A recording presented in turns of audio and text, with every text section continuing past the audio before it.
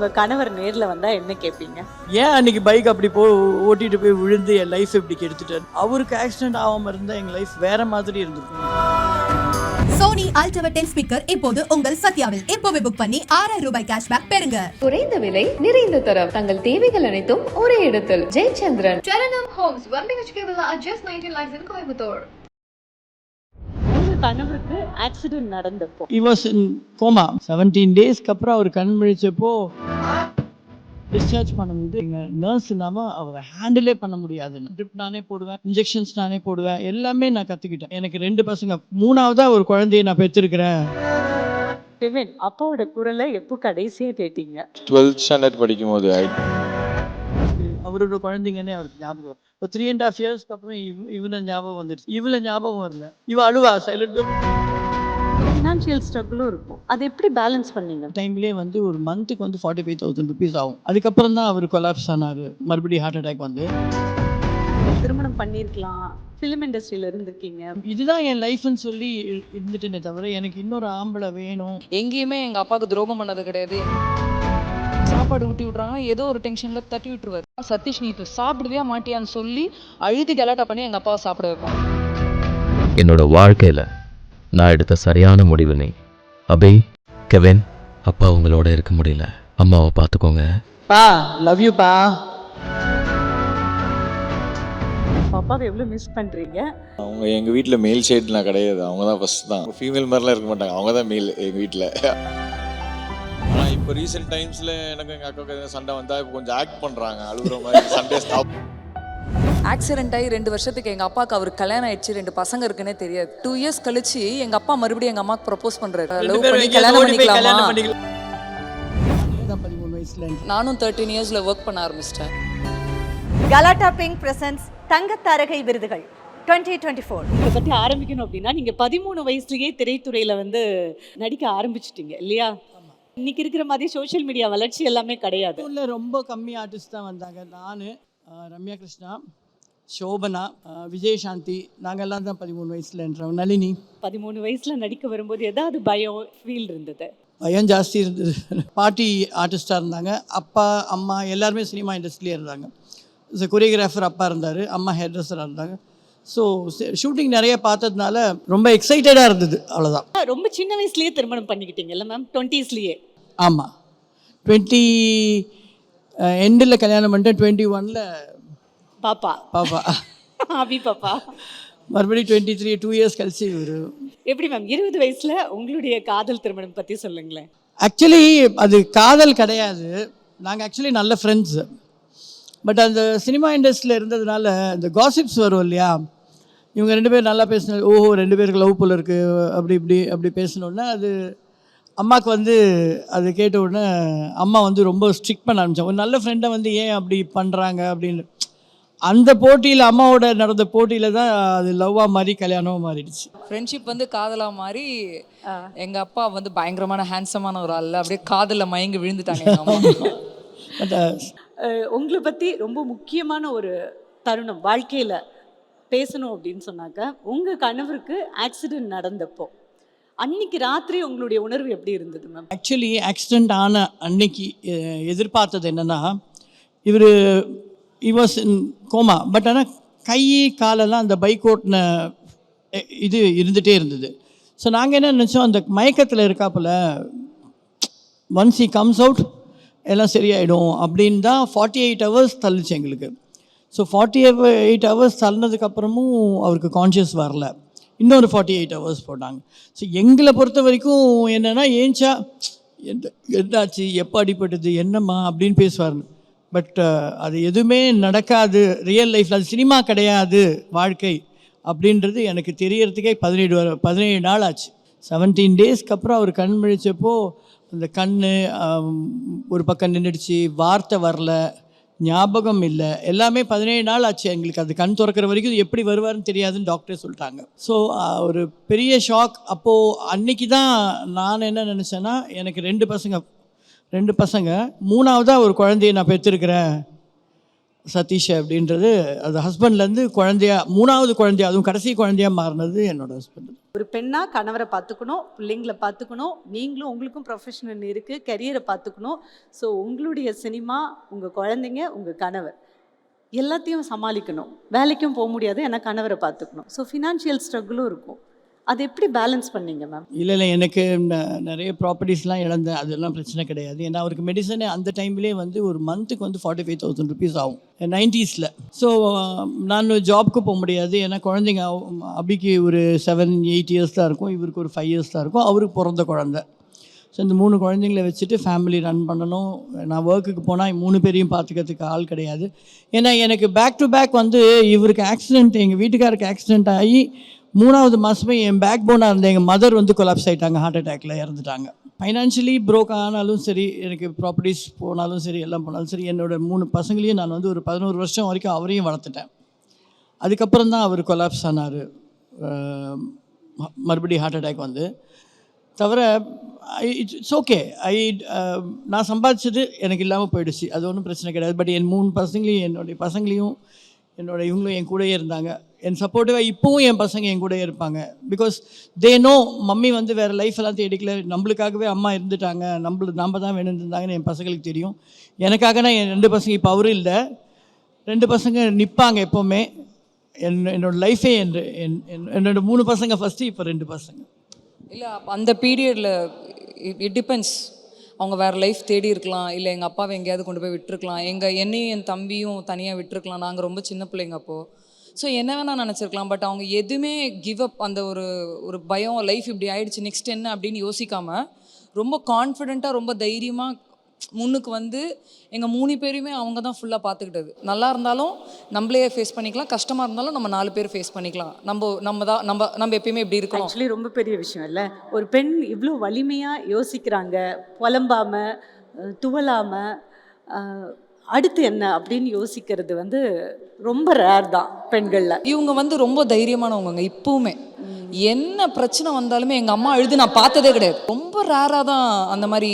ஆனால் தான் purse out ஆனால் தான் அழுவேனே தவிர, என்ன வருது பார்த்துக்கலாம், என்ன எவ்வளோ பிரச்சனை எது நடந்தாலுமே பார்த்துக்கலாம். இப்போ எனக்கே ரொம்ப ஸ்ட்ரெஸ்ஸாக இருக்குது, என்ன மம்மி அப்படி இப்படி, இப்போ என் தம்பி எதாவது பார்த்துக்கலாம். அது இப்போ யோசிக்கிறேன், அவ்வளோ பெரிய சிச்சுவேஷனே ஹேண்டில் பண்ணிட்டாங்க அப்படின்னு. ரொம்ப கோவம் வந்துட்டாலும், எமோஷன் வந்துட்டாலும், என்ன வந்தாலும் உடனே அழுதுறணும், 2 சொட்டு கண்ணீர் விட்டு புலம்பினா தான் தீரும் அப்படின்னு. அப்போ நீங்கள் மட்டும் எப்படி மேம் இவ்வளோ டிஃப்ரெண்ட்டாக இருக்கீங்க? அழ மாட்டீங்க, புலம்ப மாட்டீங்க. மேபி அது அவங்க அம்மா கிட்டேருந்து வந்திருக்குன்னு நினைக்கிறேன். அவங்க அம்மா, இவங்க சொல்லியிருக்காங்க நிறைய, அவங்க அம்மா ரொம்ப தைரியமான, ரொம்ப ஸ்ட்ராங். ஸோ அந்த வளர்ப்புனால எங்கள் அம்மா அப்படி ஆயிட்டாங்கன்னு நினைக்கிறேன். அம்மா வந்து அழுததே இல்லை, நாங்கள் ரொம்ப பர்ஸ்ட் அவுட் ஆனால் அழுவேன்னு சொன்னாங்க. அப்படி அழுது நீங்கள் பார்த்துருக்கீங்களா? அந்த மாதிரி பர்ஸ்ட் அவுட் ஆகி அழுதுலாம் பார்த்ததில்லை.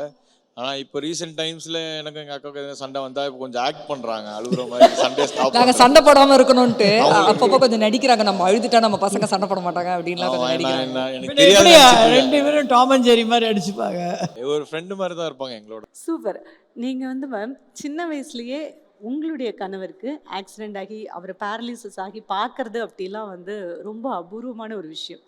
காதல்னா அதுதான் காதல் உண்மையிலேயே. நீங்கள் என்ன வேணால் டெசிஷன் எடுத்திருக்கலாம், இன்னொரு திருமணம் பண்ணியிருக்கலாம், ஃபிலிம் இண்டஸ்ட்ரியில் இருந்திருக்கீங்க. பட் அந்த ஒரு டிசிப்ளின் இல்லை, எனக்கு இதுதான் அப்படின்னு என்ன காரணத்தினால அந்த ஒரு டெசிஷன் தீர்க்கமாக எடுத்தீங்க? அவர் ஆக்சிடென்ட் ஆனது, குழந்தை ஆனதுக்கப்புறம் 1 month he was in Apollo hospital. அதுக்கப்புறம் டிஸ்சார்ஜ் பண்ணும்போது they said நீங்கள் நர்ஸ் இல்லாமல் அவரை ஹேண்டிலே பண்ண முடியாதுன்னாங்க. ஸோ நான் எதுவாக இருந்தாலும் கொஞ்சம் சேலஞ்சாக எடுத்துக்கூடுவேன், நான் பார்த்துக்கிறேன் சார்னு. So I brought him home like a mobile ஃபோனை நம்ம இப்போ இந்த மைக் எடுத்துகிட்டு சுற்றுறோம்ல, அந்த மாதிரி தான் அவரை நான் வீட்டுக்கு கூட்டிகிட்டு வந்தேன். வீட்டுக்கு கூட்டிகிட்டு வந்ததுக்கப்புறம் தான் one by one bathroom practice ஆகட்டும், வாக்கிங் ப்ராக்டிஸ் ஆகட்டும். ஐஸ் ஒரு இடத்துல நின்றுடுச்சு, இந்த சைடு உட்காந்து பேசுவேன், ஸோ என்னை பார்க்கறதுக்காக திரும்புவார். அப்புறம் இந்த ஐ ஓப்பனே ஆகலை, சரி அவரை கீழே உட்கார வச்சு நான் நின்று பேசுவேன். அதெல்லாம் ஒரு இது எனக்கே வந்து ஒரு நர்சிங்கோ டாக்டர் படித்த மாதிரி ஒரு ஃபீலிங் ஆகிடுச்சு அவரை பார்த்து. அந்த 11 இயர்ஸில் ஐ கிவ் ஹிம் ட்ரிப் நானே போடுவேன், இன்ஜெக்ஷன்ஸ் நானே போடுவேன், எல்லாமே நான் கற்றுக்கிட்டேன். இந்த சென்ஸ் நான் என்ன நினச்சேன்னா, அவரை பார்த்துக்க முடியாது, ஏன்னா அவருக்கு 3 சிஸ்டர்ஸ், 3 பேருமே மேரீடு.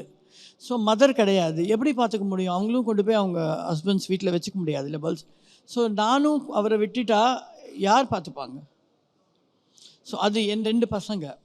ஸோ இந்த இதுதான் என் லைஃப்னு சொல்லி இருந்துட்டேனே தவிர எனக்கு இன்னொரு ஆம்பளை வேணும், இன்னொரு ஆம்பளையை பார்க்கணும். யாராவது என்கிட்ட நார்மலாக பேச வந்தால் கூட அவங்களுக்கு கொஞ்சம் டிஸ்டன்ஸ் வைக்கிறதுக்காக என்னடா என்ன சரி அப்படி பேசுவேன்.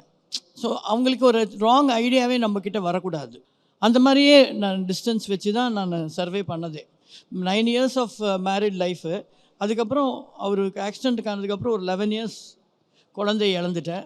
அவர் 11 years இருந்தார். அதுக்கப்புறம் என் பசங்க 3 இந்த சலிப்புன்றது ஒரு முறை கூட இருந்ததே இல்லையா மேம்? இல்லைங்க, ஒரு பீரியட் கூட வந்ததே அந்த கிடையாது. மாதிரி யோசிச்சதே கிடையாது. இப்போ எக்ஸாம்பிள் சொல்கிறேன் பாருங்க, அவர் நிறைய மெடிசன்ஸ் அவர் ஹெல்த்துக்காக எடுத்துக்கணும். ஸோ கண்டிப்பாக மார்னிங் டிஃபன், மத்தியானம் சாப்பாடு, ஈவினிங் டின்னர்லாம் டைமுக்கு இருக்கணும் அவருக்கு. ஸோ எங்கள் அப்பாவுக்கு 10 நிமிஷத்துக்கு முன்னாடி பேசுறது 10 நிமிஷத்துக்கு அப்புறம் ஞாபகம் இருக்காது. ஸோ இப்போ பிளேட்டில் கொண்டு போய் சாப்பாடு ஊட்டி விட்றாங்கன்னா ஏதோ ஒரு டென்ஷனில் தட்டி விட்டுருவார். சில பேர் என்ன பண்ணுவாங்க, 1 நாள் 2 நாள் 3 நாள் ஓகே, 4வது நாள் எதுக்குங்க சும்மா எது பண்ணாலுமே ஒரு இதுவே இல்லை, நம்ம எதுக்கு பண்ணணும்னு நினைப்பாங்கல்ல. எங்கள் அம்மா அப்படி கிடையாது. மறுபடி தட்டை கொண்டு போய் மறுபடி அந்த சாப்பாடெல்லாம் ஃபில் பண்ணி எடுத்துகிட்டு வந்து எங்கள் அப்பா கிட்ட சண்டை போடுவாங்க. நீ மெடிசன் போடணும்ப்பா, நீ சாப்பிடணும்ப்பா, சதீஷ் நீ இப்போ சாப்பிடுவியா மாட்டியான்னு சொல்லி அழுது கலாட்டா பண்ணி எங்கள் அப்பாவை சாப்பிட வைப்பாங்க. ஏன்னா அந்த டைமுக்கு அந்த மெடிசன் எடுத்துக்கணுன்றதுனால. ஸோ எங்கள் அம்மாவுக்கு அந்த சலிப்புன்றதே கிடையாது ஆக்சுவலாக. அந்த 29 yearsல அவருக்கு ஆக்சிடென்ட் ஆனதுலேருந்து இது வரைக்கும் இப்போவும் கூட நான் ஒரு சதீஷோட ஒய்ஃபாக தான் நான் இருந்துட்டு இருக்கேன். ஒரு டிப்ரெஷன், ஸ்ட்ரெஸ் அதெல்லாம் இன்னைக்கு நிறைய வார்த்தைகள் அந்த மாதிரிலாம் இல்லை. இவங்களை பார்த்தாலே நான் எனக்கு பார்த்ததே depression கிடையாது. stress நாங்கள் 2 பேருமே அப்படி பார்த்தது. 2 பேர் இருக்காங்க எனக்கு, அவங்க போதும். அதுதானங்க ட்ரூ லவ். ஒருத்தருக்கு லவ் பண்ணி கல்யாணம் பண்ணிக்கிட்டு சந்தோஷத்தில் மட்டும் கூட இருப்பேன், கஷ்டத்தில் இருக்க மாட்டேன் அப்படின்னா என்ன? எல்லாத்துலேயுமே சேர்ந்து இருக்கிறது தானே காதல். ஸோ அது எங்கள் அம்மா வந்து she was a good daughter, she is a good wife, she was a good wife, she is a good mother. அது நான் பெருமையாக சொல்லிப்பேன். எங்கேயுமே எங்கள் அப்பாவுக்கு துரோகம் பண்ணது கிடையாது. எங்கள் அப்பாவை வந்து என்ன இவர் இப்படியெல்லாம் நம்ம வாழணுமான்னு யோசிச்சது கிடையாது. இப்போவும் எங்கள் அப்பா உயிரோடு இருந்திருந்தா கூட A class ட்ரீட்மெண்ட் எங்கள் அப்பாவுக்கு இருந்திருக்கும். ஸோ அந்த கிவப்பே கிடையாது. அதுதான் உண்மையான காதல் அப்படின்றது எங்கள் அம்மா கிட்ட நான் அதில் தான் அவர் கற்றுக்கிறேன். சர்வே ஆனார். ஏன்னா டாக்டர்ஸ் என்ன சொன்னாங்கன்னா, நீங்கள் அப்படி விட்டுட்டிங்கன்னா அவர் அப்படியே இருந்துருவாருன்னு. பட் நான் அவர் வந்து 0லேருந்து அவர் ஒரு 75-80% இந்த 11 yearsல கொண்டு வந்தேன். கூடவே இருந்து பேசி அவருக்கு ஞாபகங்கள் கொண்டு வருது. இதை விட சூப்பர் ஃபன் என்ன தெரியுமா? ஆக்சிடென்ட் ஆகி 2 வருஷத்துக்கு எங்கள் அப்பாவுக்கு அவர் கல்யாணம் ஆயிடுச்சு, 2 பசங்க இருக்குன்னே தெரியாது. இவங்க தான் நல்லா பார்த்துக்கிட்டாங்கல்ல. 2 years கழிச்சு எங்கள் அப்பா மறுபடியும் எங்கள் அம்மாவுக்கு ப்ரப்போஸ் பண்ணுறாரு. என்னம்மா நம்ம லவ் பண்ணி கல்யாணம் பண்ணிக்கலாமா, ஓடி போய் கல்யாணம் பண்ணிக்கலாமா? ஸோ அது தட்ஸ் த டெஸ்டினி. பாருங்க, அவர் நல்லா இருக்கும் போதும் அவங்க 2 பேர் தான் லவ் பண்ணி கல்யாணம் பண்ணிக்கிட்டாங்க. ஆக்சிடென்ட்டுக்கு அப்புறமும் அவருக்கு வந்து இவங்க தான் வேணும் அப்படின்னு நினைக்கிறாருன்னா, இந்த சைட்லேருந்து அந்த லவ் கிடைச்சதுனால தானே அவருக்கு அந்த மைண்ட் செட்டில் கூட இவங்கள லவ் பண்ணோம், கல்யாணம் பண்ணிக்கணும், ஓடி போய் கல்யாணம் பண்ணிக்கலாமான்னு கேட்குறாரு. ஸோ ஆக்சுவலாக அனுராதா மேம் புருஷனே வந்து வரியா ஓடி போய் கல்யாணம் பண்ணிக்கலாமா அப்படின்னு ஞாபகமாக கேட்கல, மறந்து போய் கேட்குறாங்க. அப்படி கேட்கும்போது என்ன தோணுச்சு மேம் உங்களுக்கு? சிரிப்பு தான் வந்துச்சு. கண்டிப்பாக பண்ணிக்கலாம் பாரு. குழந்தைங்களையே கூட ஒரு 3 years வரைக்கும் பக்கத்தில் சேர்க்கவில்லை. யாரோ குழந்தைங்க, அவரோட குழந்தைங்கன்னே அவருக்கு ஞாபகம் இல்லை. ஒரு 3.5 yearsக்கு அப்புறம் இவனை ஞாபகம் வந்துடுச்சு. என்ன ஞாபகம்? இவளை ஞாபகம் வரல. இவன் அழுவா சைலண்டாக, நான் தானே முதல் குழந்தை, அவனை பத்திரம் ஞாபகம் இருக்கு, என்ன ஞாபகம் இல்லைன்னு தனியாக உட்காந்து அழுதுட்டு இருக்கோம். ஒரு 9-10 வயசு இருக்கும், தனியாக அழுவா. 10-11 வயசுக்கு என்ன சேர்த்துக்கலாம் அவருக்கு ஞாபகம். இவன் வந்தாலே திட்டுவாரு, இவனை சேர்த்துப்பாரு. ஓ, அப்புறம் மெதுவா கொஞ்சம் க்யூட்டா இருப்பேன்ல, அதனால என்ன இவன் கியூட்டா இருக்கிறதால தெரியுதா? இப்ப தெரியுதா எதுக்கு சில்லியா சண்டை வரும்னு இப்ப தெரியுதா? இதே வீடா இருந்திருந்தா இது பெரிய பிரச்சனையா இருக்கும். இப்ப இங்கன்றதுனால நான் டீசெண்டா அப்படியே மெயின்டைன். அதுக்கப்புறம் மெதுவா நான் சொல்லி தான்ப்பா ஃபர்ஸ்ட் டாக்டர் உனக்கு, உன்னோட டாக்டர் அபிப்பான்னு சொன்னதுக்கப்புறம் தான் அப்புறம் மெதுவா அப்புறம் மடியில உட்கார வச்சு பாரு. நீங்க எவ்வளவு மிஸ் பண்ணியிருப்பீங்க ஸ்கூல் ரொம்ப. போகும்போதெல்லாம்? நான் என் தம்பியை விட ஆக்சுவலாக ரொம்ப க்ளோஸ் எங்கள் ஃபாதருக்கு. ஸோ ஆப்வியஸாக வந்து அந்த இருக்கும், 2 பேருக்குமே இருந்தது. எங்கள் அப்பாவோட அன்பு கிடைக்கல. ஏன்னா அவர் இருக்கும் போதே நாங்கள் நிறைய ஹாலிடேஸ் போகிறது, இல்லை ஸ்கூல் முடிச்சுட்டு வீட்டில் இருந்தாலும் விளையாடுறது கொள்வது நிறைய எங்கேஜிங்காக இருக்கும். எங்கள் டேடியோட பயங்கர எங்கேஜிங்காக இருப்போம் நாங்கள். ஸோ எங்களுக்குமே அந்த ஆப்சன்ஸ் பயங்கரமாக இருந்தது. ஸோ எல்லாத்தையுமே இவங்க பேலன்ஸ் பண்ணாங்க. இவங்க இல்லைனா கஷ்டங்க, இது ரொம்ப கஷ்டம். எனக்கு அது இப்போ யோசிச்சு பார்த்தா கூட என்னால் அந்த ரியாலிட்டி எடுத்துக்க முடியுமா, என்னால் தைரியமாக ஃபேஸ் பண்ண முடியுமானா டவுட் தான். பட் இவங்க ரொம்ப தைரியமாக ஃபேஸ் பண்ணி இவ்வளோ வருஷம் கடந்து வந்திருக்காங்கன்னா அது எவ்வளோ பெரிய விஷயம் சொல்லுங்கள். ஸோ அந்த சைல்டுஹுட்ல சரண் உங்களை அக்கா எப்படி பார்த்துக்கிட்டாங்க? பிகாஸ் அப்பாவை நீங்க மிஸ் பண்ணியிருப்பீங்க. சின்ன வயசுல ஹாஸ்டல், 5th standardலேருந்து ஹாஸ்டல். 2 பேர் சண்டை போட்டுப்போம், பட் ஈச் அதர் நாங்கள் ரொம்ப கேர் பண்ணிக்கிற ஒரு ஆள் தான். நம்ம முன்னாடி தான் சண்டை போட்டுப்பாங்க. இவளுக்கு ஏதாவது ப்ராப்ளம்னா இவன் விட்டு கொடுக்க மாட்டான், இவனுக்கு ஏதாவது ப்ராப்ளம்னா அவளும் விட்டு கொடுக்க மாட்டாங்க. ஏதாவது கடைக்கு போனால் கூட இவளுக்கு ஏதாவது வாங்கினு போனால் கூட அங்கே பார்த்தா தம்பிக்கு நல்லாயிருக்கும், வாங்கினோம் அந்த ஃபீலிங்லேயே தான் எல்லார் வீட்லயும் இருக்கிறது தானே. இவளுக்கு ஒரு தம்பி பிரச்சனைனா இவளும் பிரதர்ஸ் விட்டு கொடுக்க சிஸ்டர்ஸ் ஒரு பிரதர் அண்ட் சிஸ்டர் சண்டை போட்டுக்குது, அந்த மாதிரி காமன் சண்டை தான். மற்றபடி விட்டு கொடுத்துக்கிறது அந்த விரோதி அந்த டைப்லாம் எப்பயுமே இருக்கும் இருக்காது. ஆக்சுவலாக என்னன்னா, இப்போது நான் வேலைக்கு போகிறேன். ஸோ அங்கே என் மெச்சூரிட்டி என் பிஹேவியர்லாம் வேறு மாதிரி இருக்கும். அவளுக்கும் அதே தான், அவள் தனியாக போகும்போது வேறு மாதிரி இருக்கும். இப்போ இவங்க கூட இருக்கும்போது மட்டும் நாங்கள் அப்படியே திருப்பி கிட்ஸாக மாறிடுவோம். இவங்க இருக்காங்க, அந்த ப்ரெசன்ஸில் இருக்காங்கன்னா வில் சேஞ்ச் டோட்டலி, கம்ப்ளீட்டாக சேஞ்ச் ஆகிட்டு. எங்களுக்கு அந்த சின்ன வயசுல எங்கள் அம்மாவோட இருக்கும்போது ஒரு சரௌண்டிங் அந்த ஆம்பியன்ஸ் இருக்கும்ல, இப்பவும் அதே ஃபீலிங் தான் எங்களுக்கு இருக்குது. எங்கள் அம்மாவோட சேர்ந்துட்டாலே நாங்கள் வேறு மாதிரி, எங்கள் பிஹேவியரே வேறு மாதிரி ஆகிடும். எல்லாமே ஃபுட் எல்லாம் ரெடி பண்ணி நான் வீட்டில் இருந்தால் நான் தான் சமைக்கணும்னு வாங்க பசங்க. நான் இல்லைன்னா தான் அவங்க சர்வெண்ட் இருக்கவங்க அவங்க பண்ணுவாங்க. நான் சமையல்லாம் பண்ணி ரெடி பண்ணி வச்சுட்டா கூட 2 பேர் சாப்பிடும்போது நான் சாப்பிட போகிறேன் அப்படின்னு இவர் எதுக்கு குரல் கொடுப்பாருன்னா, ஒரு ரூம்லேருந்து வந்துட்டு அம்மா வந்து சாப்பாடு போடு, அதுதான் வந்து டைரெக்டாக கேட்க மாட்டான். அம்மா நான் சாப்பிட போகிறேன் அப்படின்னா நான் ஆட்டோமேட்டிக்காக வெளில வந்துடுறேன்னு தெரியும். இவ அம்மா எனக்கு இது பண்ணி கொடுமா, இது போதும்மா, இவ்வளோ போட்டு 2 பேருக்குமே நான் தான் போட்டு கொடுக்கணும். இவங்க சமையல் ரொம்ப பிடிக்குங்க.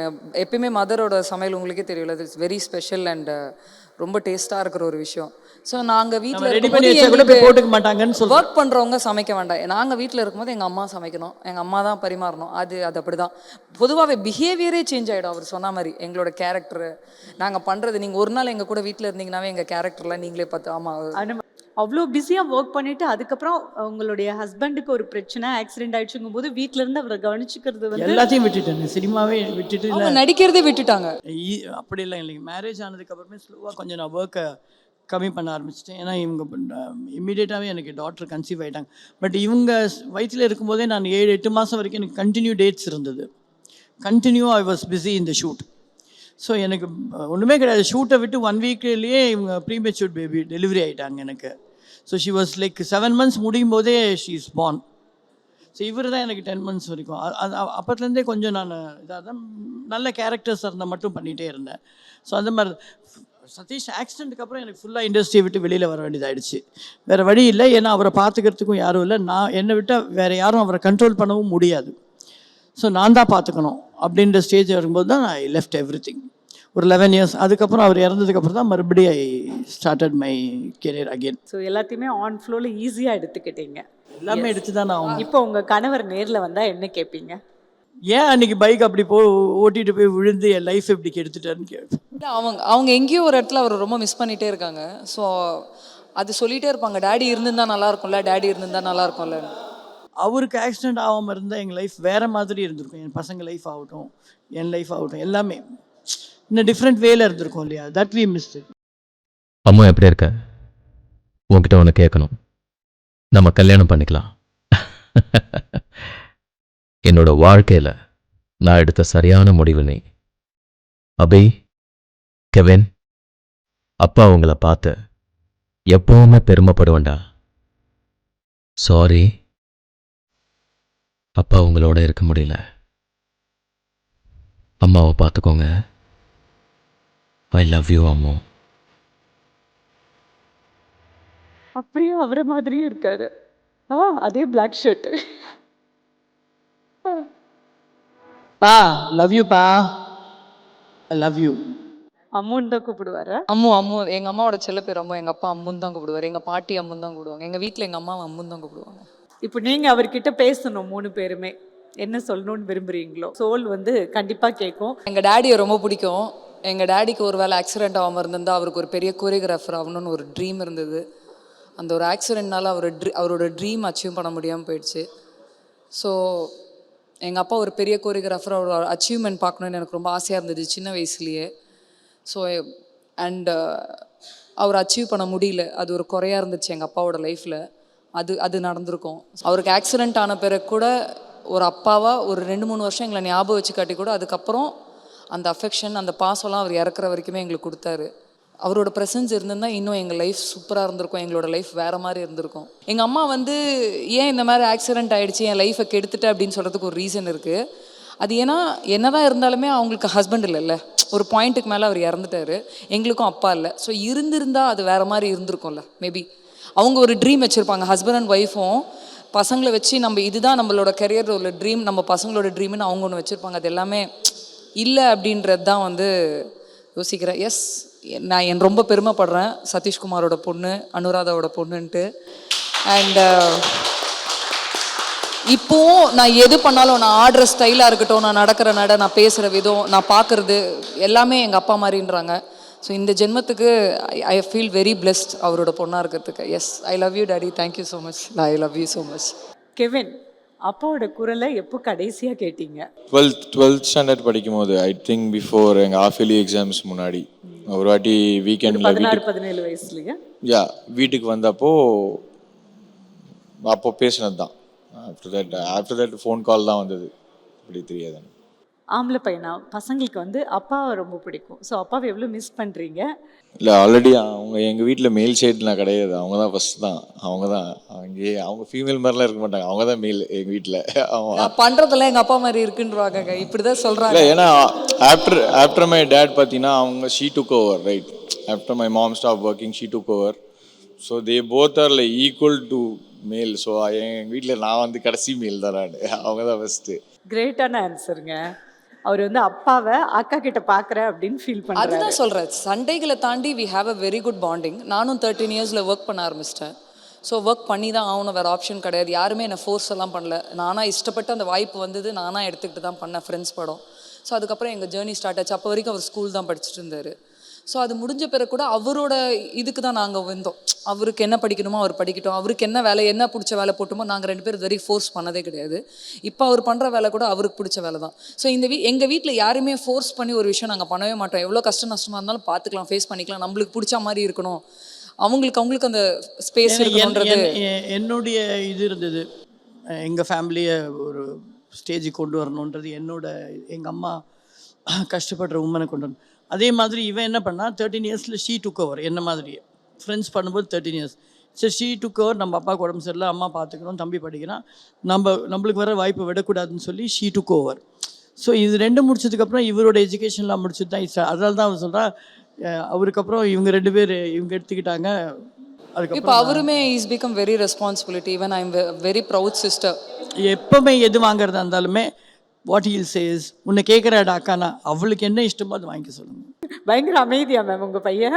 பழகிட்டா ரொம்ப ஜாலி. பழகிற வரைக்கும் தான். இப்போ ஸ்டார்டிங் இருக்கிறதுனால, இதுவே மத்தியானம் சாயங்காலம் வரைக்கும் இங்கே இருந்துட்டாங்கன்னா அப்போ என்ன வாளுன்னு தெரியும். அப்போ சரியான வாள். இவன் வந்து கொஞ்சம் ஆர்கியூமெண்ட் பண்ணுவா, சதீஷ் மாதிரி. இவனுக்கு கோவம் வந்தாக்கா 2 வார்த்தை தான் பேசுவான், 3வது வார்த்தை கதவை போய் சாத்திப்பான். ஒரு 1 hour 2 hours வெளில வரவே மாட்டான். ஸோ எனக்கு தெரியும் அவன் கோவமாக இருக்கான்னு, நான் கோவமாக இருக்கேன்னு அவனுக்கு தெரியும். சோனி அல்ட்ரா 10 ஸ்பீக்கர் இப்போது உங்கள் சத்யாவில். எப்போவே புக் பண்ணி 6000 ரூபாய் கேஷ்பேக் பெறுங்க. குறைந்த விலை, நிறைந்த தரம். தங்கள் தேவைகள் அனைத்தும் ஒரே இடத்தில். Jayachandran. Charanam Homes, 1 BHK villa at just 19 lakhs in Coimbatore.